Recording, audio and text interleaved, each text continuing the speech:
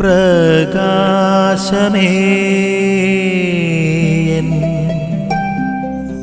മിഴി തുറക്കുക വേഗം. ഈശോ മിശിഹായ്ക്ക് സ്തുതിയായിരിക്കട്ടെ. സ്നേഹമുള്ളവരെ, വചനദീപ്തി എന്ന വചന വിചിന്തനത്തിലേക്ക് സ്വാഗതം. ഇന്ന് ജനുവരി 15 ബുധനാഴ്ച. ഇന്നത്തെ വായനയ്ക്കായി നിർദ്ദേശിച്ചിരിക്കുന്നത് യോഹന്നാന്റെ സുവിശേഷം 21 അധ്യായം 15 മുതൽ 19 വരെയുള്ള വാക്യങ്ങളാണ്. അതിൽ ആദ്യത്തെ വാക്യം ഞാൻ വായിക്കട്ടെ. അവരുടെ പ്രാതൽ കഴിഞ്ഞപ്പോൾ യേശു ശിമയോൻ പത്രോസിനോട് ചോദിച്ചു, യോഹന്നാന്റെ പുത്രനായ ശിമയോനെ, നീ ഇവരെക്കാൾ അധികമായി എന്നെ സ്നേഹിക്കുന്നുവോ? സാഹചര്യം ഇതാണ്. യേശുവിൻ്റെ ഉത്ഥാനത്തിന് ശേഷം യേശു അവർക്ക് പ്രത്യക്ഷപ്പെട്ടു ജെറൂസലമിൽ. പക്ഷേ അതിനുശേഷം ശിമയോൻ പത്രോസും ആൾക്കാരും കൂടി ഗലീലയിലേക്ക് പോയി വീണ്ടും മീൻ പിടിക്കാൻ പോയി.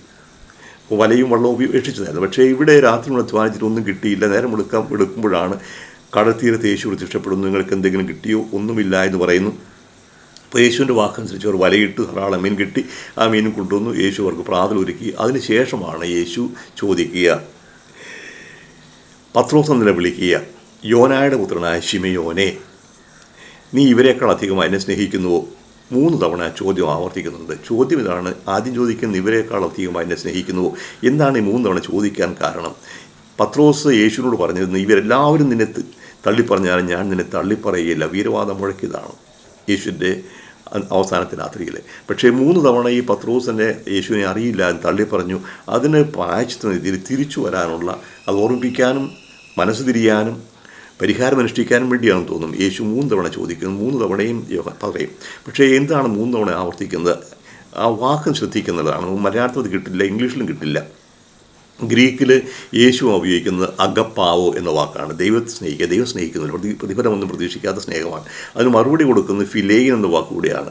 അപ്പോൾ നീ എന്നെ സ്നേഹിക്കുമോ എന്ന് ചോദിക്കുന്നത് എന്നെ ഇഷ്ടമാണെന്നാണ് പത്രോസ് പറയുക. അപ്പോൾ ദൈവികമായ ആ സ്നേഹത്തിലേക്ക് വരാൻ സാധിക്കുന്നില്ല. ഇപ്പോൾ 2 തവണ ചോദിച്ചു. 3-ാം തവണ ആയപ്പോഴേക്കും പത്രോസ് മനസ്സിലായി എന്താണ് സംഭവം. ഇതിലെല്ലാ വീഴ്ചകളെക്കുറിച്ചുള്ള ബോധ്യമുണ്ടായി. എന്തുമാത്രം തെറ്റുകൾ ചെയ്തു, തള്ളിപ്പറഞ്ഞവനാണ്. അപ്പോഴാണ് പറയുന്നത്, നീ എല്ലാം അറിയുന്നു, ഞാൻ സ്നേഹിക്കുന്നുവെന്നും. അപ്പോൾ ദൈവത്തിൻ്റെ സ്നേഹം അതാണ് നമ്മളെ മുന്നോട്ട് നയിക്കേണ്ടത്. ഞാൻ എന്തുമാത്രം തെറ്റ് ചെയ്താലും എന്നോട് ക്ഷമിച്ച് എന്നെ പുത്രനായി സ്വീകരിക്കും.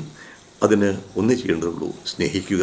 ദൈവം ആഗ്രഹിക്കുന്ന രീതിയിൽ പത്രോസ് ഈ പശ്ചാത്താപത്തിൻ്റെ സ്നേഹത്തിൻ്റെ മാതൃകയാകട്ടെ നമുക്കും.